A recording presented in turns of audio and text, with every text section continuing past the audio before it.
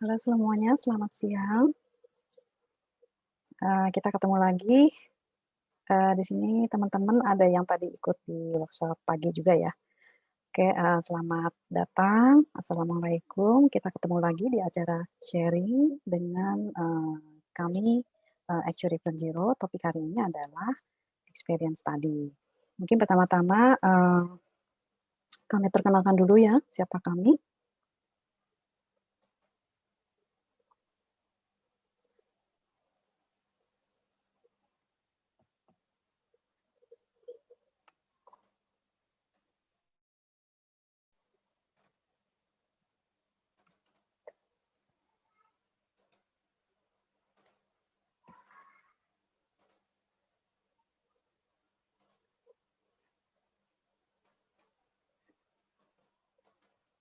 Oke, mungkin, kita kenalan dulu kali ya.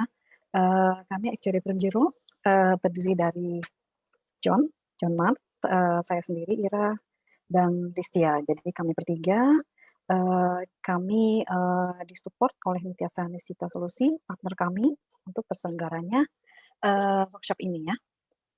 Oke, pembicara hari ini adalah, John Mart. John Mart, mungkin saya perkenalkan dulu. John Mart saat ini, seorang actuary. Dia, sudah memiliki pengalaman lebih dari 20 tahun di insurance industry, terutama di pricing, product development, dan risk management.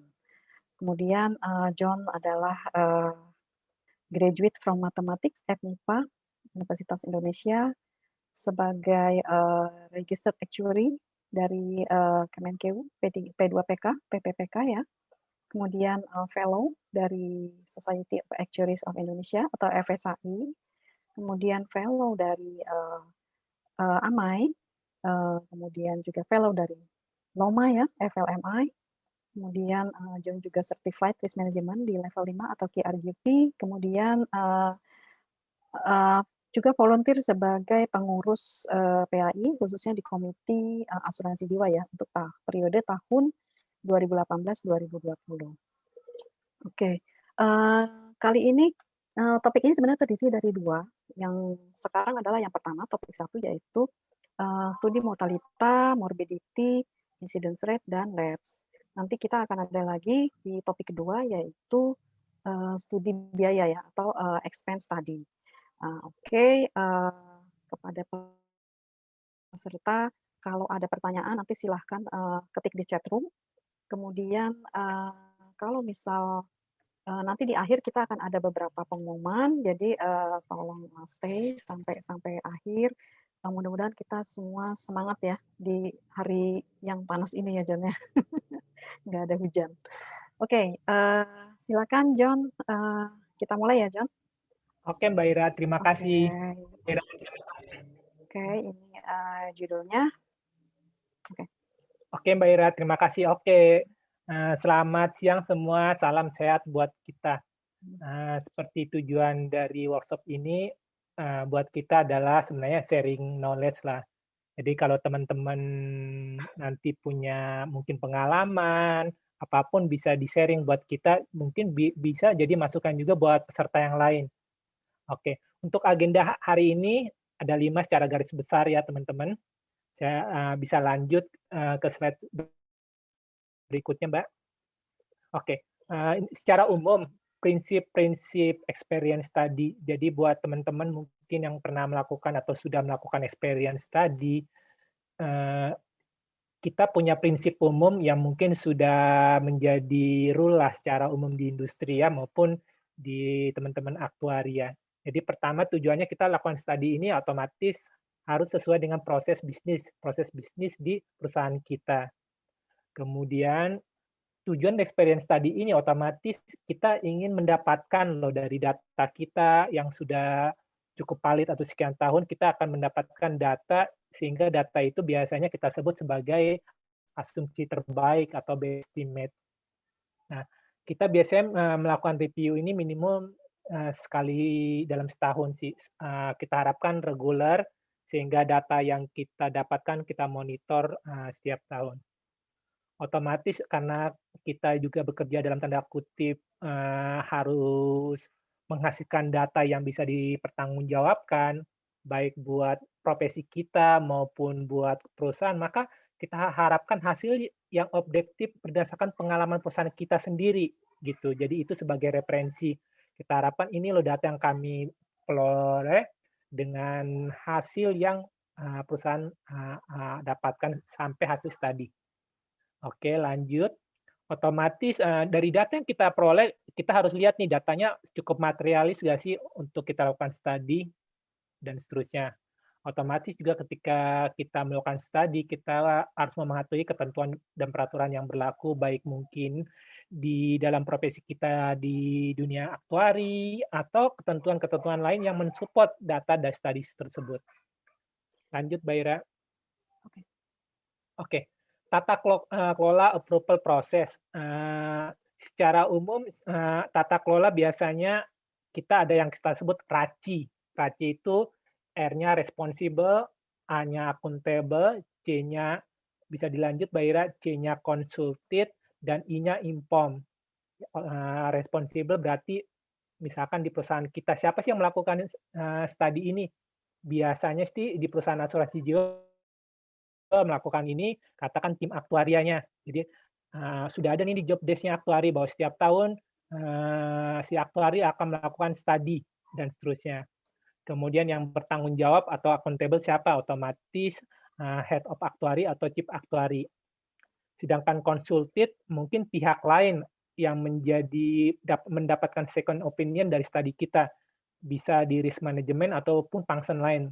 Tapi biasanya, best practice-nya kita harapkan tim risk management terutama sih yang punya pengalaman knowledge terhadap produk atau mungkin ilmu-ilmu aktuaria. Saat ini sih sudah banyak di industri bahwa risk management itu punya atau background-nya dari aktuari.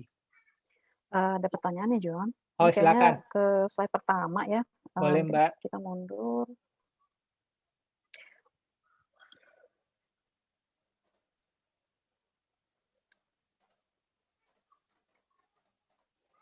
Jadi di sini pertanyaannya sesuai dengan proses bisnis maksudnya, kapan? Maksudnya kapan? Mungkin waktunya kali ya, apakah waktunya atau mungkin ada proses lain gitu yang supaya kita align sama apa gitu loh. Oke. Ini pertanyaannya dari Cika. Oke. Oke, terima kasih. Jadi, biasanya, setiap tahun kan, perusahaan akan bikin proyeksi katakanlah, untuk tahun depannya. Nah, ketika Mhm. ingin menghasilkan proyeksi ini berarti sebelum kita membuat proyeksi kita udah punya data. Jadi misalkan kalau perusahaan ingin melakukan atau membuat proses, finansial katakan di Januari, maka kita harapkan sebelumnya kita sudah dapatkan datanya sehingga hasil studi itu benar-benar bisa kita gunakan sesuai dengan proses bisnis, misalkan tahunan dan seterusnya. Oke. Mudah-mudahan, clear ya. Oke, kita boleh lanjut tuh. Oke, terima kasih Mbak Ira. Oke, kolaborasi, teman-teman, artinya kolaborasi ini adalah ketika teman-teman aktuaria tadi ingin melakukan studi, otomatis, tim aktuari akan bekerja sama dengan departemen atau bagian lain. Nah, yang umum saat ini, praktisnya aktuari akan bekerja dengan beberapa departemen, misalkan dari tim operation, product development, ada dari finance accounting, bisa lanjut, Mbak, ada juga dari IT, ada juga dari risk management. Nah, keperluannya ya beda-beda. Untuk operation, kita juga ingin mendapatkan misalkan, data claim atau, ketentuan underwriting.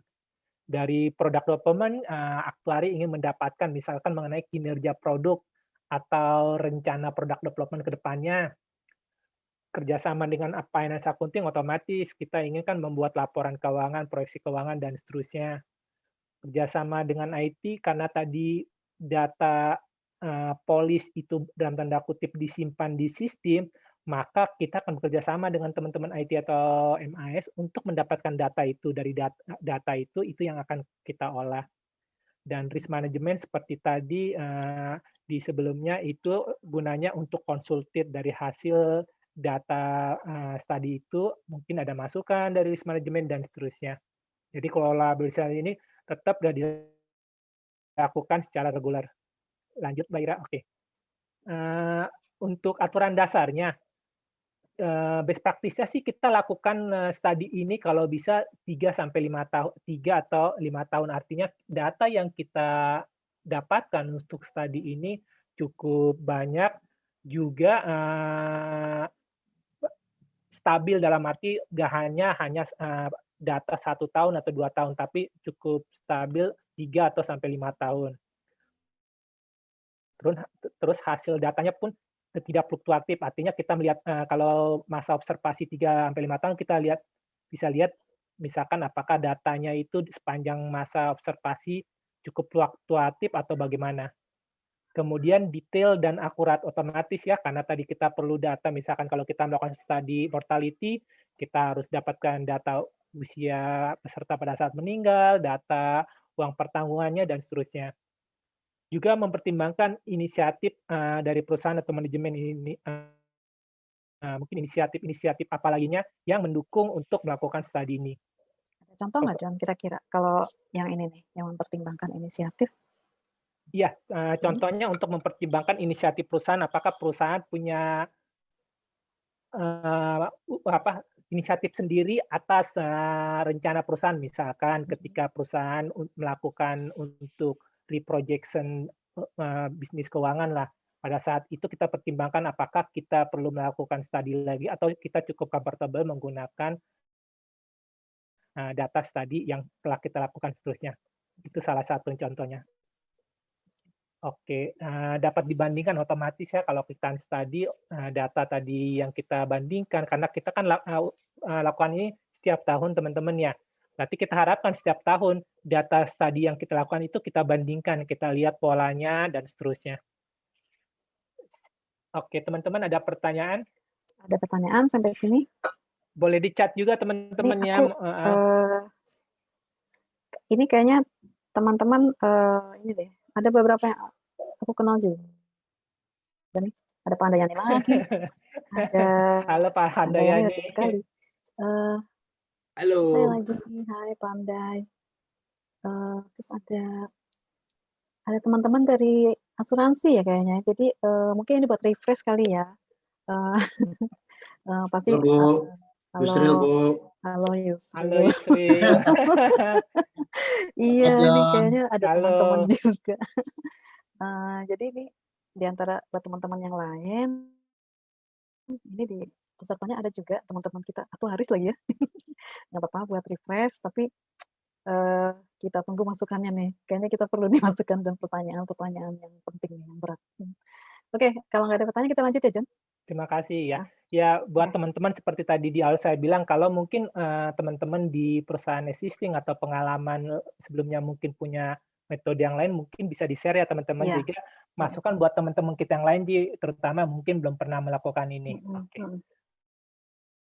Lanjut ke mortality tadi. Nah, biasanya juga di perusahaan punya ini sendiri, katakan best practice-nya atau standarnya ketika mau hitung atau aktuari mau hitung premi, menggunakan tabel mortality apa.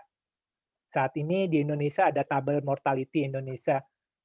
Bahkan sebelum ada tabel mortality Indonesia, secara umum sebelumnya banyak perusahaan asuransi di Indonesia mungkin menggunakan tabel dari luar negeri, misalkan CSO.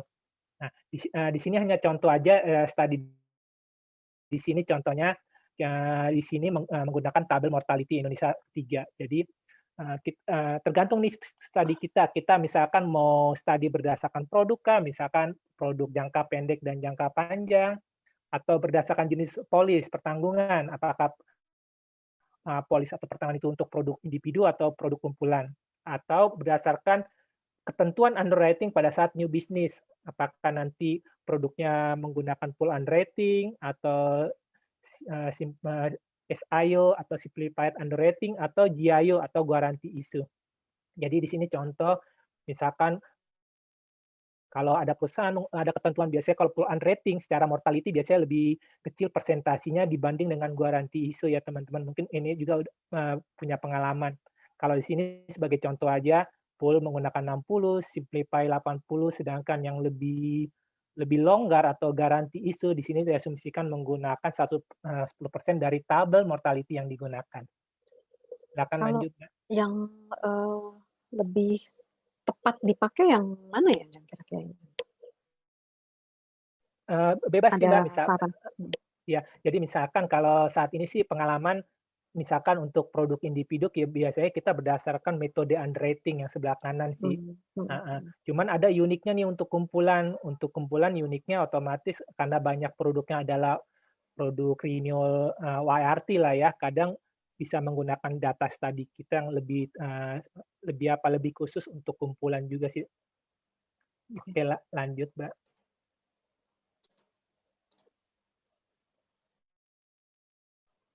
Oke, ini rumus umum ya teman-teman. Jadi sebenarnya tujuan dari tadi mortality tadi kita ingin membandingkan A dan EA itu otomatis berapa sih jumlah aktual klaim yang terjadi atau dibayarkan. Nah, jumlah klaim bisa nanti dibedakan teman-teman, bisa berdasarkan klaim cases atau jumlah polis atau berdasarkan uang pertanggungan. Sedangkan yang bawahnya pembaginya atau E-nya yaitu probabilitas klaim. Bisa sama juga bisa asumsi dalam uang pertanggungan atau case. Oke. Langkah-langkahnya otomatis karena ini khusus untuk mortality study, otomatis kita tadi di awal kan kita bilang kita bekerja sama dengan teman-teman operation dan IT. Nah, kita nanya nih atau minta ke teman-teman operation atau IT untuk menyediakan data-data klaim. Data-data klaim terutama yang di PET ya teman-teman. Kemudian data exposure ini terutama data police impulse. Nah, baru kita menghitung expected mortality. Expected mortality dari tadi asumsi mortality yang kita gunakan dikali exposure. Seperti itu, teman-teman. Kemudian dari hasil itu kita membandingkan nih, membandingkan antara actual claim dibanding expected claim. Kemudian dari situ nanti kita menghitung rata-rata dari angka-angka tersebut. Nanti di slide berikutnya akan ada lebih detail sih. Oke, lanjut, Mbak. Oke, nah ketika kita mendapatkan data atau meminta data klaim baik cooperation atau IT, misalkan kita kan akan melakukan studi tadi misalkan 3 atau sampai 5 tahun kita minta nih untuk data-data new business atau kita sebutlah data police underwriting. Jadi kita minta dari data itu berapa orang yang meninggal setiap usia. Nah, di sini contoh nih. Jadi dari data klaim di sini usia di sini ada usia tertanggung saat meninggal ya teman-teman, bukan usia pada saat police impulse atau maaf bukan usia pada saat police mulai impulse atau pada saat inception dan bukan. Ini adalah usia pada saat meninggal. Misalkan dari data yang kita peroleh kita dapatkan kita bikin statistik pada saat jumlah tertanggung yang meninggal di usia 30 nol. Sedangkan dari data kita dapat, oh ada 2 polis loh, ada 2 case yang meninggal pada saat tertanggungan tersebut usia 31. Itu cara membaca tabel yang sebelah kiri. Sedangkan tabel yang sebelah kanan itu sebenarnya refer ke tabel sebelah kiri. Otomatis tadi karena di usia ada 2 orang tertanggung yang meninggal pada saat usia 31, kita hitung lagi, kita bikin tabulasi berapa total uang pertanggungannya. Jadi tabel yang kanan adalah contoh dari 2 polis yang meninggal pada saat tertanggung tersebut berusia 31, jumlah uang pertanggungannya 300 juta. Begitu seterusnya. Ada 12 orang meninggal pada saat tertanggung tersebut berusia 65 dan total uang pertanggungan dari ke-12 orang tersebut sebesar 2M, itu yang ada di tabel kanan.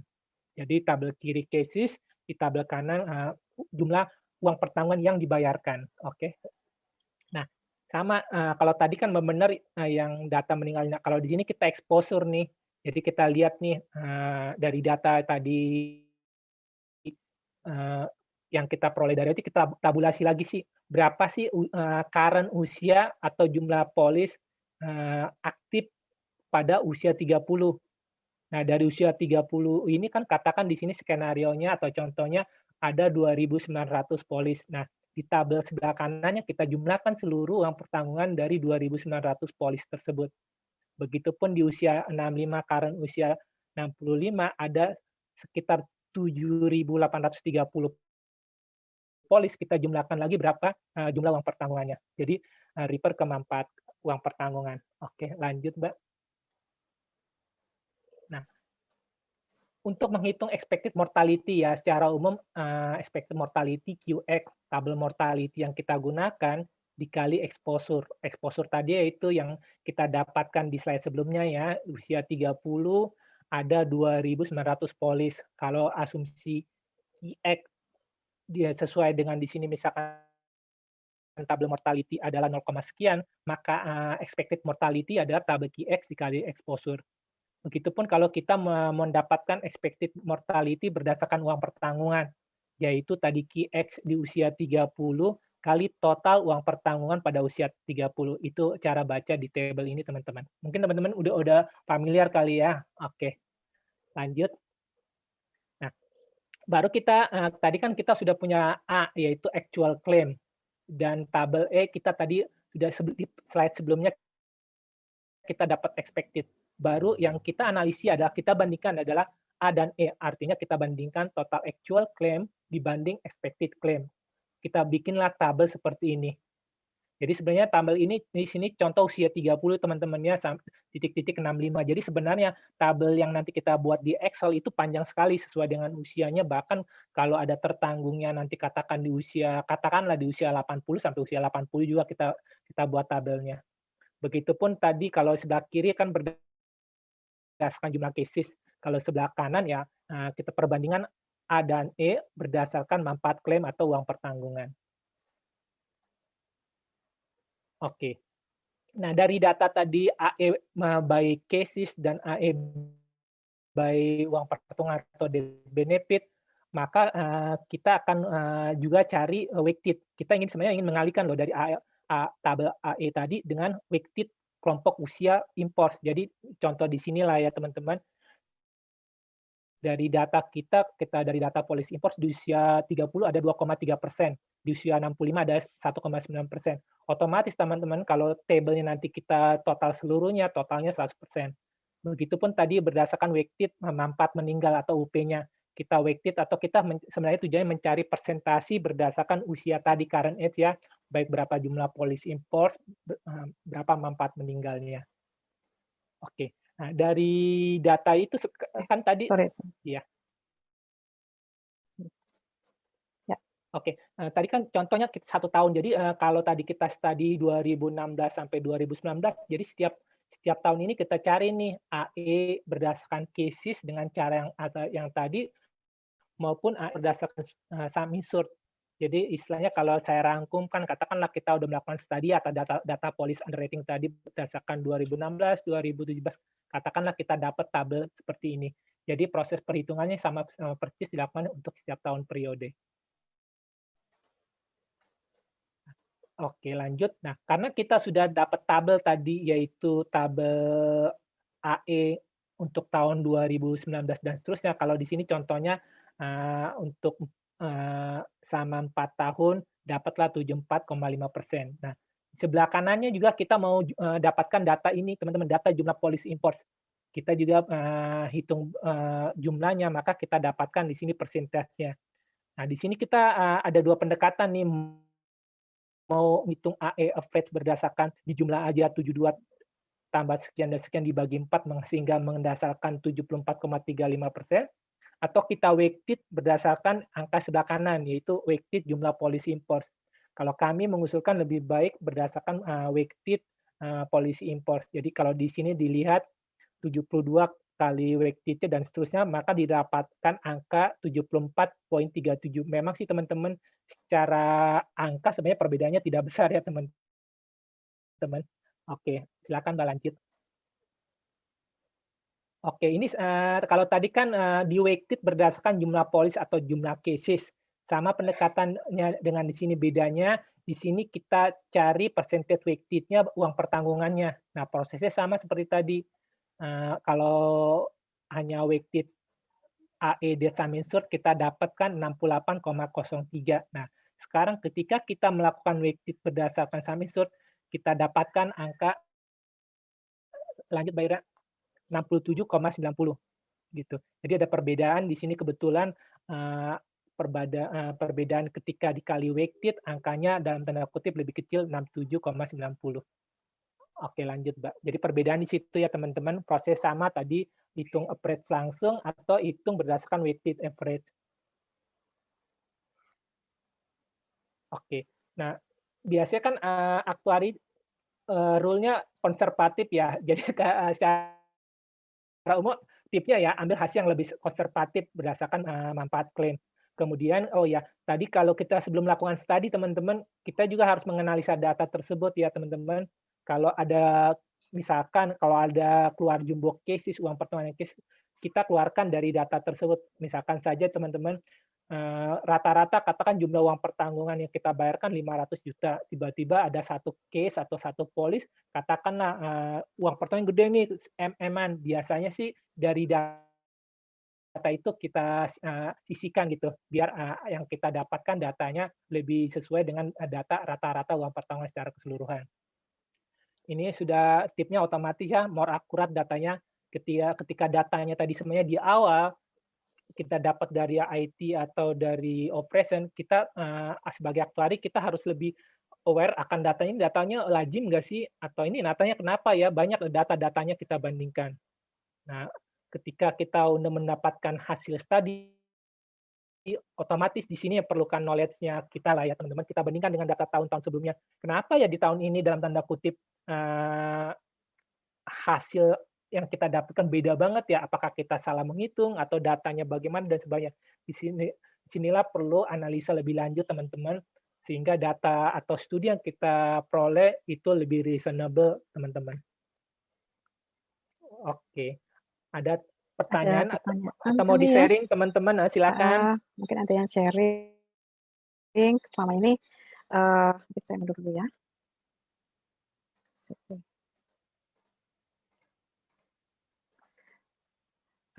Mungkin ya, jumbo case ya. Untuk jumbo case ini perusahaan biasanya beda-beda ya definisinya ya. Angka berapa sih jumbo case itu gitu ya, John ya? Iya, benar, Mbak. Iya. Kalau pengalaman di company-nya John gimana nih, John? Boleh. Biasanya sih kita udah ngelihat rata-rata uang pertanggungan kita, atau bisa juga kita lihat dari on retention kita gitu. Jadi tidak jauh dari situ. Tapi umum sih kalau kita biasanya punya pola sini angkanya UP-nya jauh banget lah ya. Jadi sebenarnya nggak ada standar aja. Ini perlu kebijaksanaan si aktuari yang melakukan studi tersebut sih. Nah, terus kalau misal tadi kan ada dua cara nih, berdasarkan jumlah case, satu lagi berdasarkan UP atau klaim dibayar ya, manfaat klaimnya. Iya. Kalau disarankan itu biasanya kita pakai metode yang mana ya? Memang sih dua-duanya pasti dilakukan ya untuk analisa ya. Cuma kalau yang kita akan pakai, kita akan jadiin dasar yang paling kuat ketika menentukan asumsi atau hasil dari experience tadi ini yang mana gitu ya? Kalau ada saran dari Iya, kalau saran sih karena sebenarnya kan studi ini kita mau lakukan untuk proyeksi finansial ya. Artinya berhubungan dengan uang atau uang pertanggungan yang akan kita bayarkan. Jadi bukan cases yang kita bayarkan. Jadi kalau saran sih harusnya berdasarkan weighted dari uang pertanggungan supaya lebih sesuai dengan tujuan dari financial projection tadi, Mbak. Oke. Karena belum ada yang bertanya, kita lanjut aja kali ya, Jan ya? Oh, silakan, Mbak. Oke, kita lanjut ke morbidity tadi. Oke, lanjut, Mbak. Oke. Ini kita ingin menghitung sebenarnya probability terjadinya klaim atas suatu risiko. Sehingga di sini tujuannya kita ingin menghitung rasio klaim. Oke, bisa lanjut, Mbak. Nah, namanya juga kalau tadi kan mortality, di sini ngomong morbidita. Nah, morbidity skopnya umumnya yang kita lakukan adalah terhadap produk-produk yang hospital cash plan, penyakit kritis, asuransi kesehatan reimbursement atau cacat tetap. Artinya memang secara nanti resiko atau katakanlah unit rate-nya nanti bisa dipisahkan, bisa berdasarkan jenis kelamin atau bisa berdasarkan usia gitu. Jadi ini akan cukup detail juga akan kita lakukan.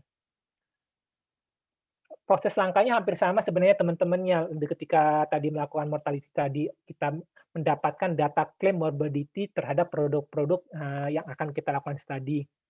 Dan otomatis di sini kita akan membandingkan dengan data premi. Jadi ketika tadi kita diskusi dengan IT dan bahkan dengan teman-teman operation, kita mengharapkan dapat data klaim, data premi, baru dari situ kita menghitung rasio klaim. Di tujuannya kita ingin membandingkan rasio klaim dengan tarif premi yang telah kita gunakan. Sama seperti tadi, supaya datanya lebih reliable, kita perlu periode observasi yang cukup relatif menengah lah ya, antara 3-5 tahun. Kemudian kita perlu data claim morbidity, dan kalau bisa datanya dikelompokkan berdasarkan jenis risiko. Kalau tadi kan contohnya risiko critical illness, risiko rawat inap, dan seterusnya. Supaya konsisten, otomatis premi pun dibagi ya, berdasarkan periode observasi yang sama, berdasarkan jenis risiko yang sama. Jadi konsisten sama data tadi. Nah, ini rumus umumnya rasio klaim atau RK. Rasio klaim adalah klaim yang dibayarkan, ditambah klaim dalam proses, ditambah IBNR, dibagi gross earned premium. Mungkin teman-teman sudah familiar juga dengan IBNR atau Incurred but Not Reported. Ini ada studi tersendiri juga teman-teman untuk mendapatkan nilai IBNR ini. Tapi ini di luar skop dari sini. Kita asumsikan teman-teman udah mengerti lah cara membuat IBNR dengan metode triangle method.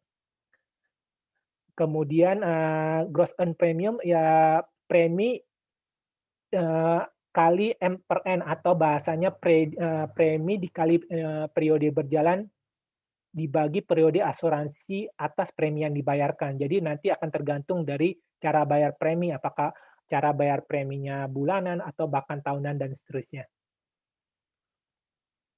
Oke, nah sebagai contoh di sini teman-teman, kita mau dapatkan atau menghitung morbidity study atas produk asuransi kesehatan, di mana umumnya produk asuransi kesehatan kan YRT atau 1 tahun atau di sini 12 bulan. Sedangkan di sini kita ketika melakukan studi periodenya yang sudah berjalan 7 bulan. Jadi kita kumpulkan data, misalkan di sini risiko dibagi atau di breakdown cukup detail dibagi nih untuk rawat inap, rawat jalan, untuk maternity, untuk dental, nanti kalau ada kacamata dan seterusnya kita juga bisa lakukan studi.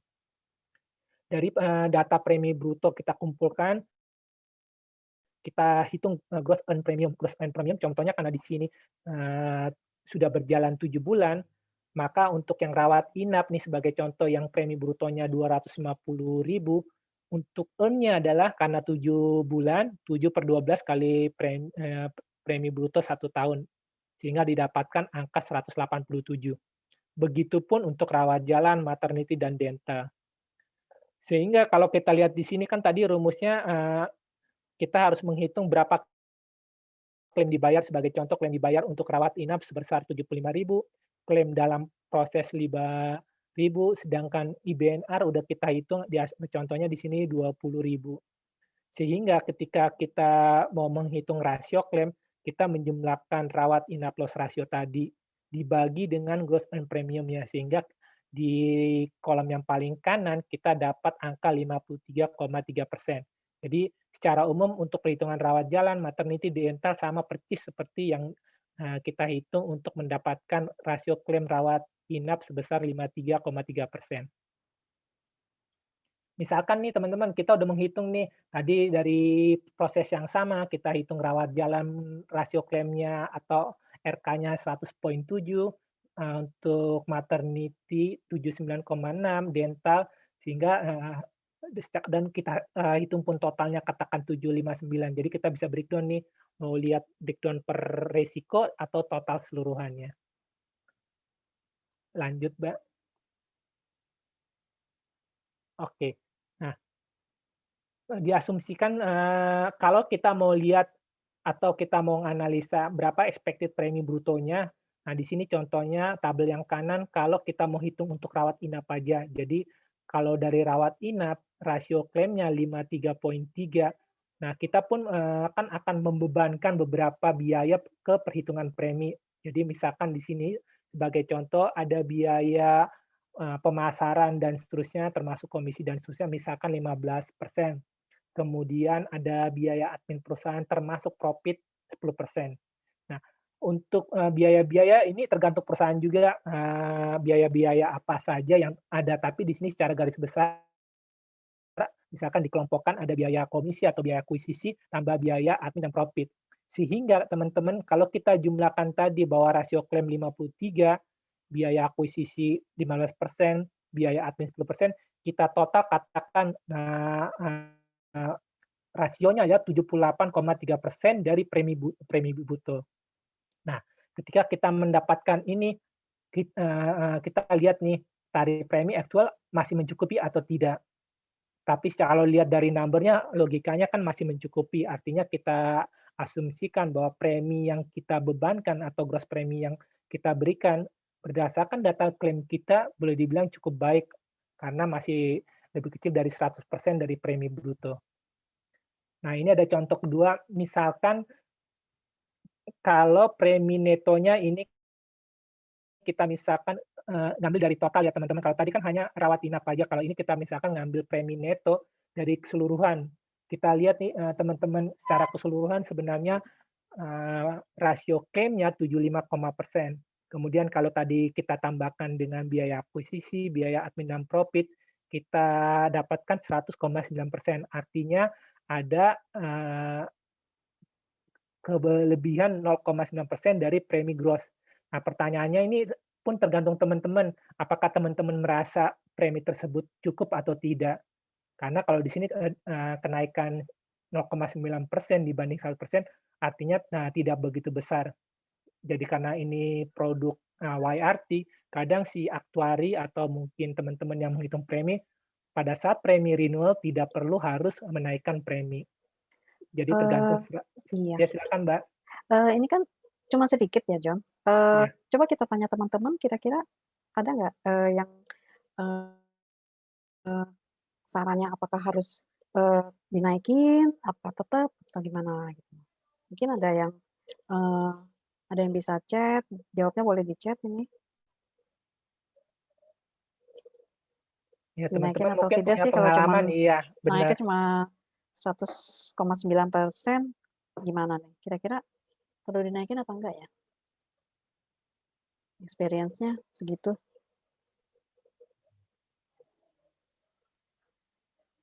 Gak ada yang jawab ya? Kayaknya bingung.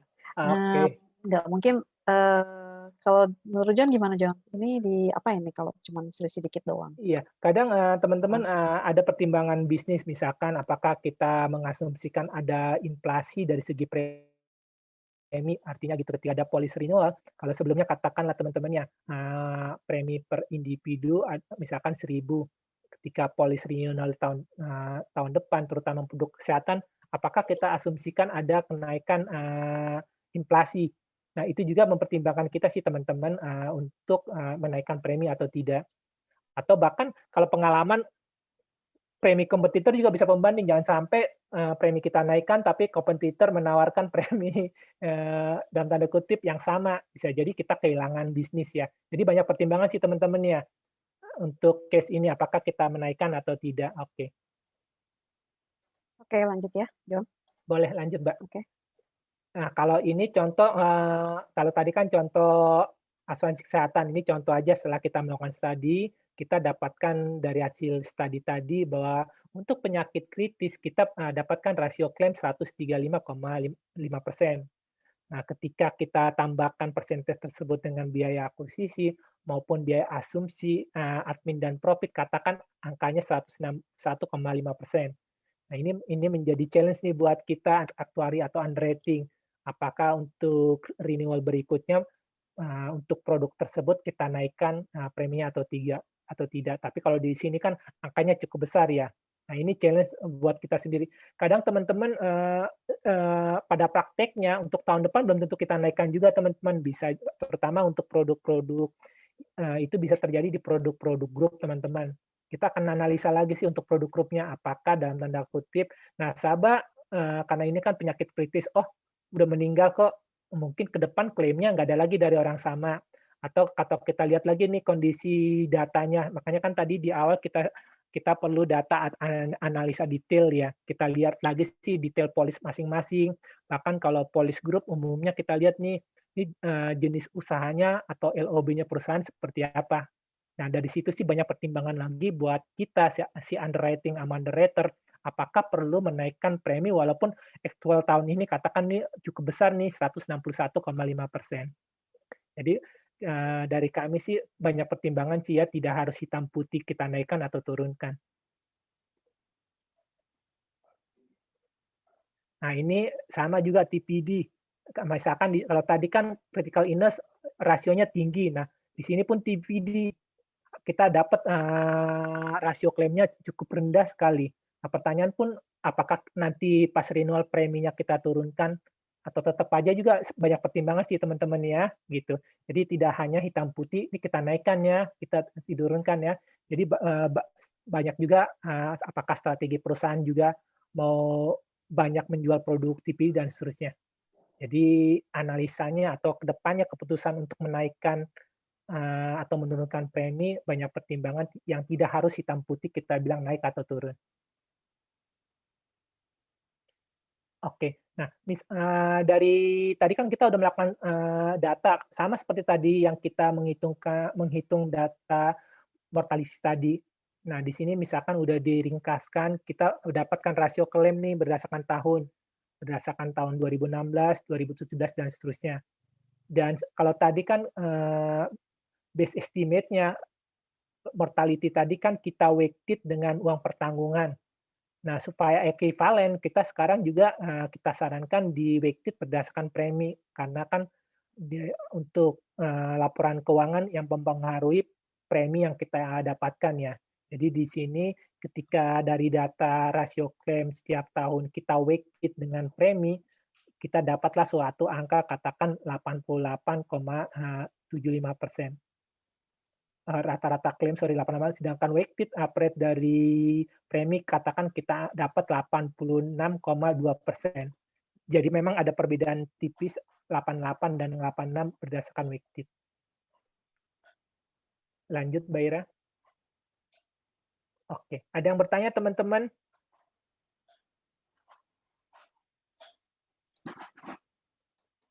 John, boleh dijelasin lagi ngitung weighted-nya gimana, John? Oke, weighted ini jadi preminya nih kita premi katakan tahun 2019 dibagi dengan total premi keseluruhan sehingga kita dapat percentage, dapatlah jadi di 2019 preminya secara bobot 39,%, sedangkan 2018 sekian. Jadi proporsi premi setiap tahun dibanding total premi selama 4 tahun kalau di sini contohnya. Oke. Iya.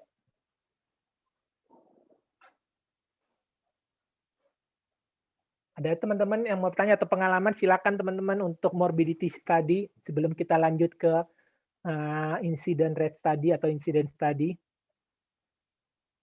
Lanjut ya, John. Lanjut, Oke.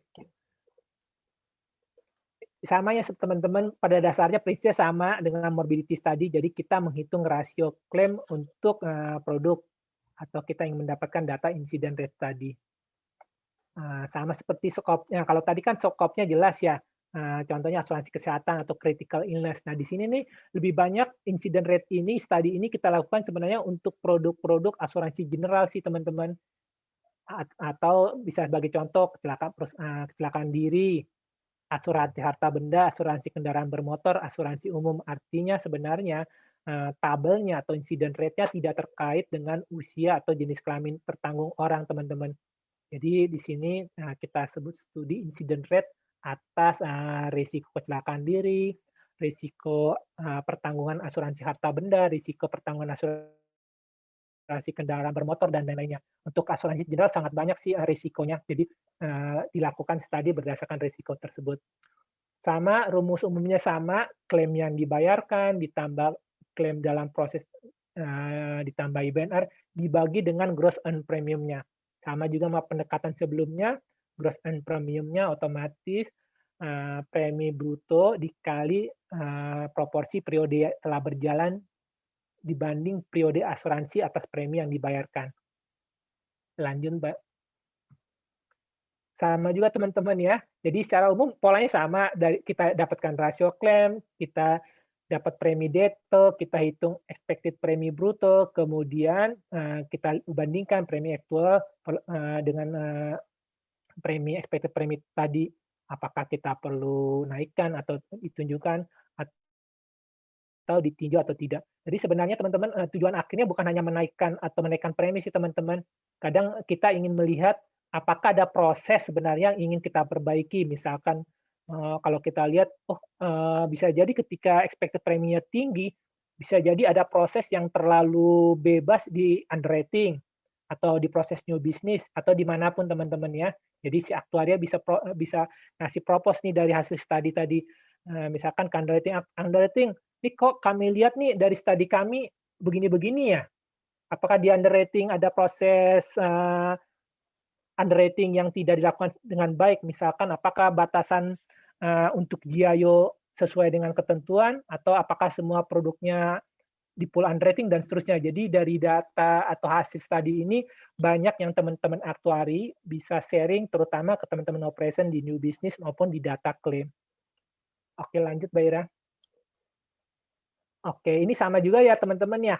Kalau di sini kan kita perlu membedakan atau mengklasifikasikan data untuk apakah mau kita lakukan studi untuk nasabah-nasabah individu atau nasabah-nasabah kumpulan. Cuman di sini kalau ketika nasabah individu, klaim rasio dihitung atas tiap-tiap individu.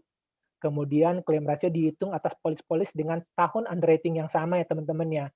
Sedangkan untuk nasabah kumpulan, biasanya klaim rasio dihitung atas tiap-tiap polis teman-teman. Jadi kalau polis PTA atau mungkin bisa digabung juga berdasarkan line of business.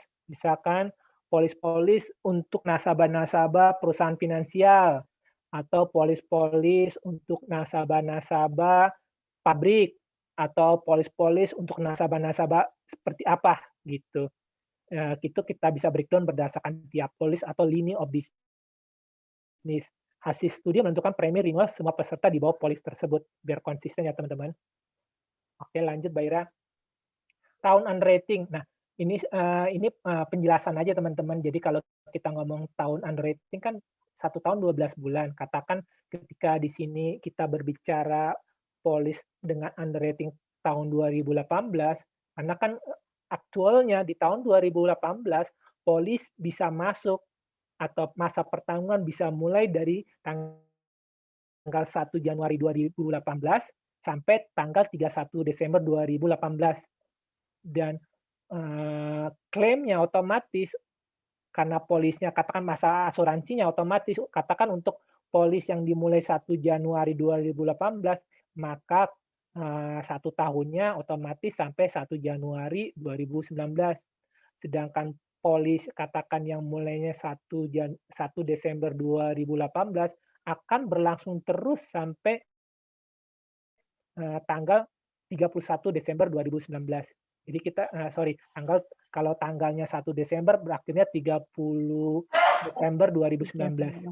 Iya, gitu teman-teman ya. Itu maksudnya untuk melihat tahun polis di sini atau periode atas polis-polis berdasarkan underwriting year. Berarti kita baru bisa lihat fully complete itu 2 tahun ya? Iya, 2 tahun sebenarnya. Untuk tahun 2012 tunggu dulu nih sampai selesai 2018. Tahun 2019 Desember, kira-kira begitu ya. Ya. Oke, sampai di sini ada pertanyaan? Belum ada ya? Lanjut. Oh, oke. Sesi bertanya. Mungkin John bertanya, John. Oke ya teman-teman, mungkin ada pengalaman nggak yang biasanya melakukan study incident rate begitu teman-teman? Karena kan data aktualnya sebenarnya kita kesulitan di teman-teman aktuar untuk mendapatkan data. Kalau kita minta data berdasarkan underwriting year, kadang-kadang data di klaim atau data di sistem nggak bisa dapat loh teman-teman data yang kita minta detail itu teman-teman. Jadi kadang kadang lah pengalaman saya frustasi juga nih ngelihat datanya. Jadi perlu kebijaksanaan dan ketelatenan teman-teman. Bahkan dari situ kita mengusulkan sih akhirnya ke teman-teman sistem, tolong dong untuk datanya di breakdown sekian, atau bahkan ke teman-teman klaim kita minta kalau ada klaim tolong tanggal ini dibuat, tanggal ini, jadi di sistem semua data kita usahakan tersimpan teman-teman. Karena kita kan artinya mengandalkan data dari sistem, nggak mungkin kita banyak melakukan adjustment tersini-sini ya. Jadi kita perlu lihat dari data kita, bahkan kita kasih masukan ya teman-teman ke teman-teman IT, teman operation, biar data yang kita dapat nantinya untuk studi detail lengkap dan memudahkan kita sih untuk melakukan mortality study. Saya rasa teman-teman juga banyak pengalaman, boleh di-share teman-teman. Kayaknya kita perlu kopi, John.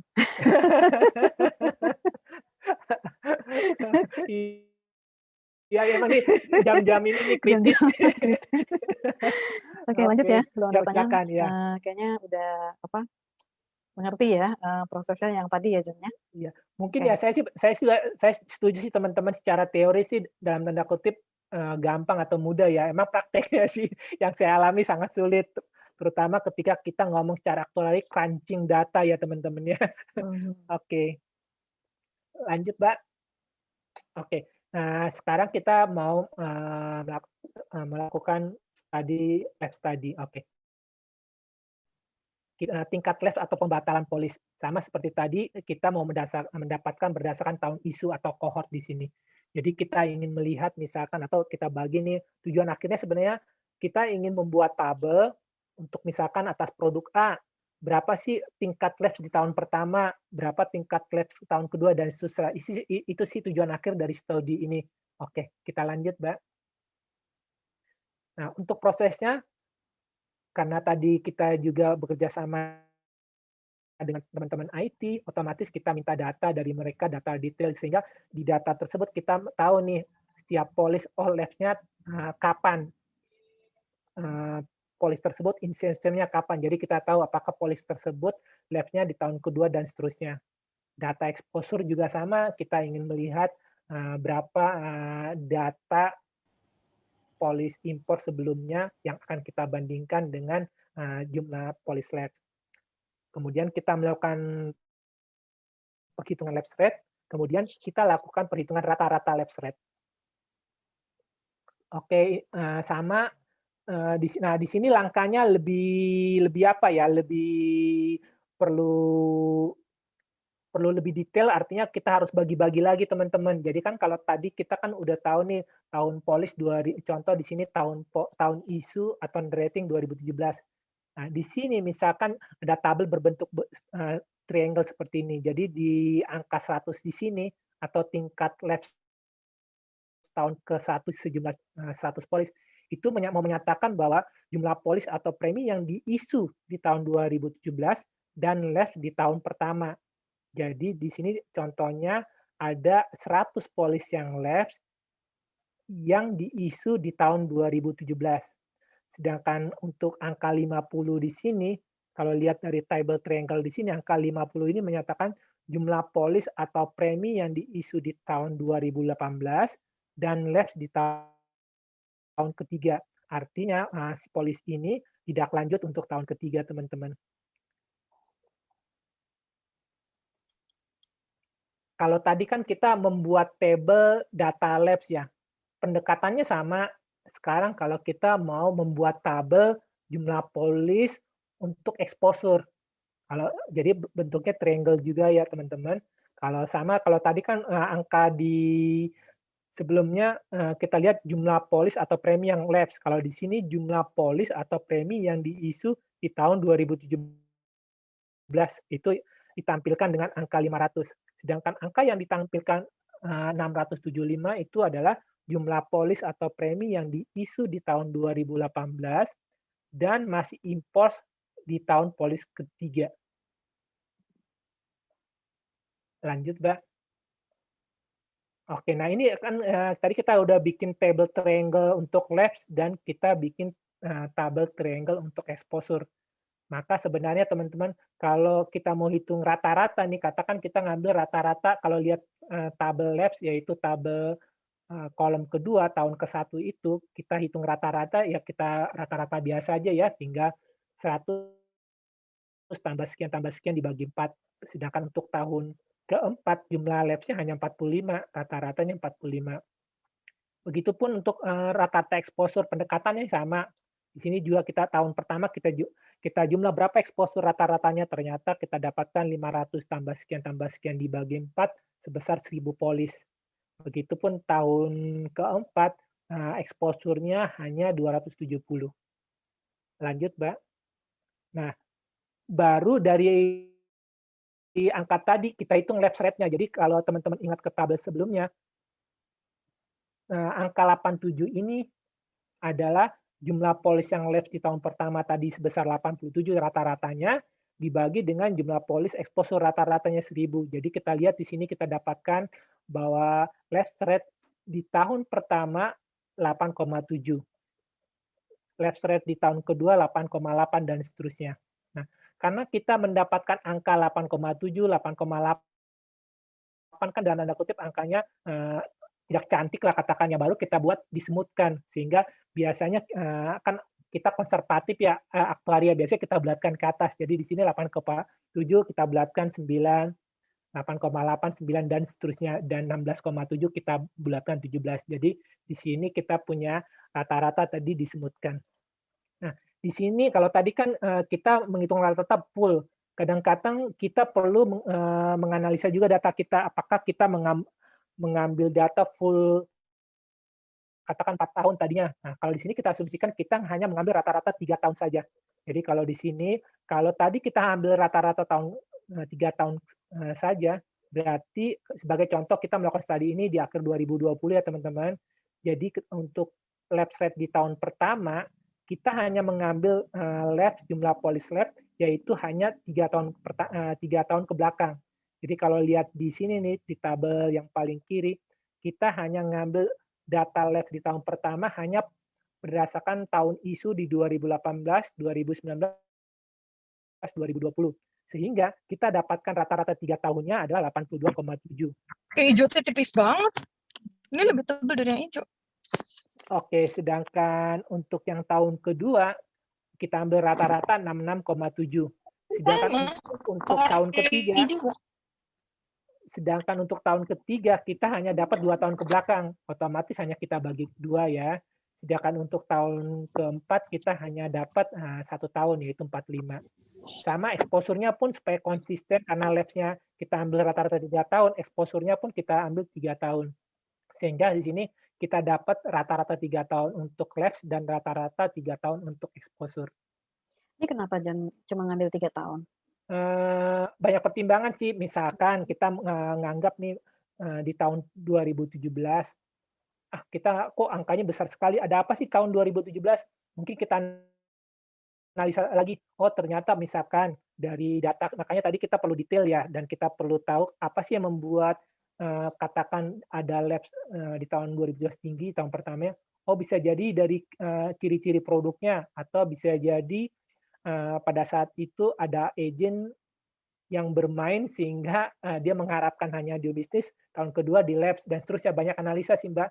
Cuman di sini emang kita perlu analisa lagi apakah kita perlu ngambil 3 tahun atau semua data.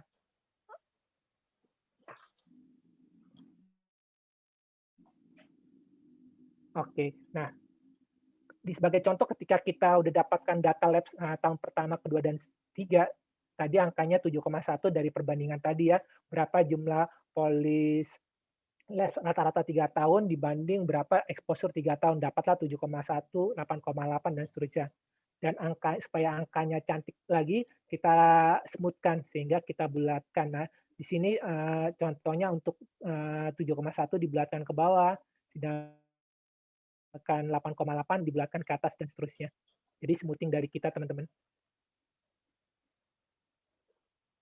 Oke, ini notes buat kita, teman-teman. Karena kita ngitung lapse rate, berarti ketika ada data meninggal, kita ignore, karena itu tidak termasuk dalam lapse ya, teman-teman. Kemudian kita juga harus lihat mulai sejak premi renewal. Jadi pas premi renewal itu yang mau kita lihat berapa lapse untuk renewal dan seterusnya. Itu maksudnya renewal. Kalau Kemudian sorry, Jang boleh Iya. bertanya? Ya, Kalau silakan, Mbak. yang klaim premium waiver itu gimana tuh treatment-nya? Oh iya, untuk klaim waiver, sebenarnya teman-teman Premium klaim waiver. waiver, iya klaim waiver sebenarnya bukan nasabah tidak bayar premi ya, itu karena nasabah beli produk produk rider waiver dan kebetulan katakan nasabahnya klaim atas TPD sehingga produk dasarnya di web, jadi itu pun tidak termasuk di kategori lapse rate ya teman-teman. Oke, jumlah lapse tadi sama ya, apakah berdasarkan jumlah polis dan jumlah premi gitu. Kalau kami propose sih berdasarkan jumlah premi. Nah, ini yang perlu lagi nih adjustment dari aktuari seperti tadi ya teman-teman. Adjustment dari aktuari baik dari segi data, baik dari segi pengolahan, bahkan baik dari segi hasilnya. Kadang perlu analisa lebih lanjut dan masukan-masukan apa sih yang kita berikan baik ke perusahaan secara umum maupun mungkin ke proses underwriting, proses klaim dan seterusnya. Bahkan mungkin buat aktuari sendiri teman-teman untuk melakukan pricing. Oke, thank you. Ada pertanyaan teman-teman? Atau ada yang mau di-sharing pengalaman melakukan studi-studi yang begitu panjang dan perlu crunching data teman-teman? Silakan. Welcome Mbak Julia. Welcome Dia Fitri. Ada teman-teman kita, John. Oke. Teman-teman mungkin ada yang mau sharing, terutama nih teman-teman yang di dunia aktuaria nih, Yusril, studi mortality, mungkin kira-kira punya metode yang berbeda atau mirip-mirip sama yang di-share sama kita tadi? Gimana tuh?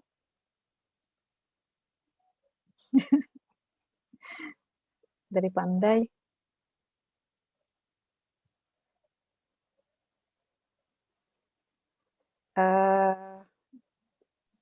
Boleh deh Bu, saya nanya deh Bu ke Pak John nih. Oh jangan nanya dong, ngasih masukan dong. Kan sharing aja. Videonya on dong Yusril. Silakan. Biar lebih terconnect. Apanya? Lebih connect aja. Mau lihat wajah Yusril seperti apa sekarang? Kalau sudah punya nggak on, kayak jauh banget gitu loh. Lagi gemuk nih habis COVID nih. Terus sembuh. Ya, Oke.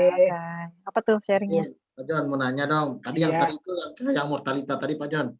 Kalau seandainya kita udah dapat namanya misalnya berapa tahun tadi ya? 3 tahun atau 5 tahun ya? Iya, contohnya 3 sampai 5 tahun ya studinya. Dapat angkanya misalkan tadi berapa tuh ya? 80 something ya? Iya, nggak apa-apa.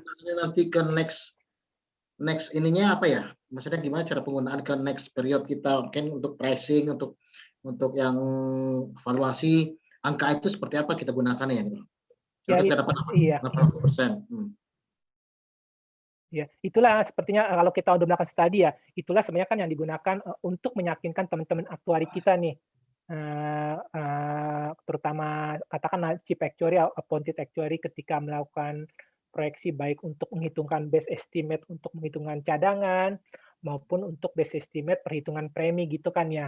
Jadi disitulah apakah benar-benar kita gunakan hasil studi kita atau kita masih tetap mempertahankan sekarang. Itu ada subjektif pertimbangan juga sih teman-teman. Tapi tujuan dari studi sebenarnya ya kita melakukan itu untuk proses semua itu ke depannya itu sih teman-teman. Dengan asumsi semua proses yang kita lakukan tadi sudah baik benar, baik dari segi data, baik dari segi proses, baik pun dari segi apapun. Sehingga kita percaya nih ketika saat ini pricing, oke pricing. Nanti sebelumnya misalkan pricing menggunakan tabel mortality katakan ya 85%, padahal studi kita mendapatkan angka 87%. Nanti kita asumsikan nantinya untuk full underwriting, untuk pricing kita bisa menggunakan 87%. Sedangkan nanti untuk GIO kita lakukan lagi seperti apa, untuk SIO seperti apa. Begitupun untuk valuasi riset bias, tapi untuk valuasi riset biasanya kita kan tambahkan dengan PET dan seterusnya, yaitu menghasilkan tabel mortality yang lebih konservatif lagi teman-teman. Maaf, nambahin ya. Oh, silakan nggak apa-apa. Kenapa pertanyaan maksudnya? Boleh.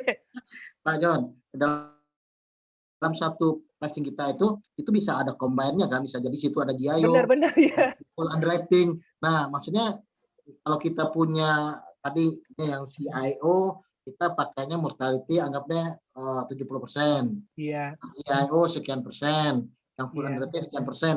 Nah, kita bisa combine itu dalam satu case pricing kan ya?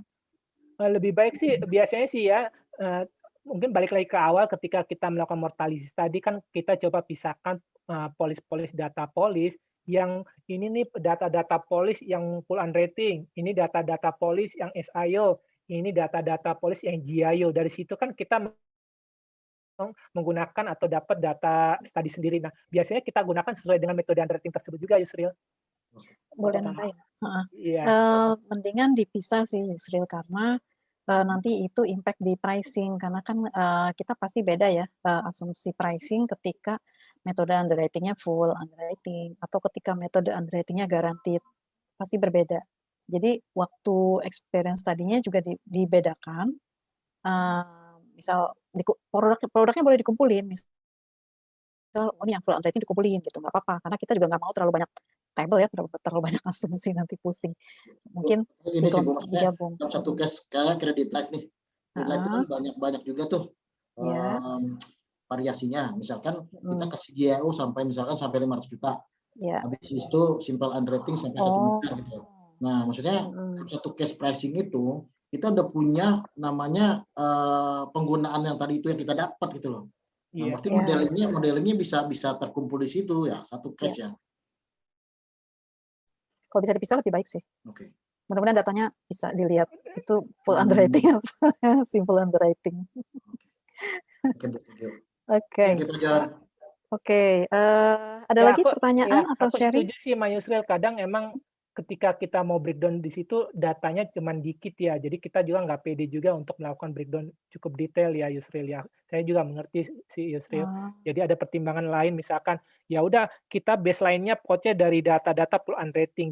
Tinggal nanti biasanya kalau dari studi tadi ini pengalaman saya ya. Jadi dari studi tadi kita dapatkan data full underwriting katakan ya sebesar 78%. Biasanya sih kita udah ada ini nih di ketentuan di aktuari terutama di pricing. Kalau full underwriting katakan X%, maka SIO 120% dari X% tadi, sedangkan GIO 150% dari X% tadi. Biasanya juga ada basis seperti itu sih, Yusril. Ya, kalau credit life gitu ya, beda-beda ya. Iya. Ya, Bu. Thank you, Pak. Yuk. Oke. Teman-teman yang lain masih ada yang mau sharing atau mau bertanya? Saya, Bu. Oke, silakan Silvi, Bu. Anak buahnya Pak Yusril. Oh, nah ini banyak karyawan asuransi di sini. Oke, silakan Silvi. Bu, tadi kan untuk yang tanya ke Pak John. tadi. Oh iya, sorry. Nggak apa-apa, ini kita diskusi. Mungkin bisa ditanyakan ke Pandai juga sih, biar Pandai jawab. Untuk yang morbidity tadi ya, tadi kan kita kan bisa lihat kalau rate-nya per masing-masing benefit itu mungkin lebih tinggi daripada yang lain. Nah, daripada total ya. Misalkan di rawat jalan ternyata tadi kan 100% gitu. Iya, contohnya. Nah, misalkan ada kemungkinan nggak sih ketika kita price itu ke depannya kita mungkin ini ternyata kemurahan nih kemarin, jadi untuk benefit yang ini kita pakai morbidity-nya 110% gitu. Gimana Pak John? Ya sebenarnya sih benar, emang tujuannya ke situ sih, tujuannya. Tinggal tadi kan asumsinya ketika kita bikin studi kita cukup detail dibagi misalkan untuk rawat inap, outpatient dan seterusnya. Nah nanti itu menjadi pertimbangan kita ketika pricing. Oh ternyata misalkan untuk rawat inap kita nggak perlu naikkan lah, tapi untuk outpatient karena kecenderungan kan untuk rawat jalan secara klaim lebih tinggi ya. Oke, baru untuk rawat jalan mungkin kita naikkan. Tapi kadang-kadang prakteknya sulit gitu. Ketika kita ada nasabah kita nih pengalaman ya teman-teman. Ketika ada nasabah kita buat begitu, mereka nggak mau, saya nggak maunya premi tetap. Nah, kadang ini pertimbangan bisnis adjustment juga sih teman-teman ya, gitu. Cukup jelas Silvi? Cukup Bu, terima kasih ya Pak. Yuk. Ada lagi? Oke, mungkin saya sharing sesuatu. Ada dikit aja boleh. Dikit aja boleh. Ada mau bertanya silakan. Ada yang bertanya? Ya silakan. Wah, Sharing dikit. sharing. Oh, siapa nih? Oh, Dia boleh ya? ya? Ya silakan, Ah, ya Halo silakan. Oke, dia. makasih ya, silakan. halo. Enggak, Halo. mungkin mau kasih masukan aja. Boleh. Maksudnya sharing dikit aja bahwa Boleh. kadang-kadang tuh dalam perhitungan aktuaria gitu ya. Kita orang-orang teknis bicara, kalau saya khususnya gini, ada yang namanya technical consideration gitu ya. Ada yang namanya business consideration gitu. Jadi mungkin tambahan aja itu. Jadi itu jadi pertimbangan gitu. Ya, Nah, kita nggak semata-mata hitung terus hasil secara aktuaria hasilnya segini harus segini loh gitu Yes. kan, enggak ya? Iya, Gitu. iya. Jadi tadi technical consideration itu memang jadi tanggung jawab actuary mungkin ya, atau bagian-bagian teknis yang menghitung premi gitu ya. Tapi tetap dong ada business consideration yang juga mempertimbangkan kepentingan perusahaan secara Iya. menyeluruh gitu ya. Iya, benar. Nah, itu aja sih masukannya untuk Ya benar. teman-teman. Thank you dia. Setuju dia. Thank you. Oke, ada lagi? Oke ya, aku sharing sesuatu dulu ya. Melanjutkan yang tadi. Oke, jadi kita mau sharing event-event kita yang berikutnya. Jadi nanti di tanggal 27 Februari kita ada free webinar sharing juga ya. Nanti kita akan panggil yang pakar untuk asuransi syariah. Jadi kita nanti topiknya adalah konsep asuransi syariah. Jadi sangat basic sekali. Ini cocok untuk teman-teman yang mau belajar apa sih asuransi syariah, tapi yang benar-benar dari dasar banget. Pertama dari konsep gitu ya. Tidak teknikal, jadi ini nggak ada aktuarianya, jadi kalau ada teman-teman yang mau tertarik, mau ikut, boleh juga diajakin ya. Jadi tidak harus ini aktuaria. Kemudian kita juga ada beberapa event di bulan Maret, itu tanggal 6 Maret kita ada dasar-dasar ALM, ini aktuaria ya, kalau yang Maret yang bawah ini temanya aktuaria. Kemudian untuk tabs actuaries kita ada lagi di tanggal 13 dan 20. Ini isinya adalah tentang reserving dan tentang pricing. Jadi ada 2. Kemudian di tanggal 13 dan 20 juga ini berbeda jam ya. Kita ada juga experience studies sama. Ada 2 topik, mortality dan expense study. Jadi ini event-event kita selanjutnya ya. Jadi nanti kalau ada yang teman-teman yang mau ikutan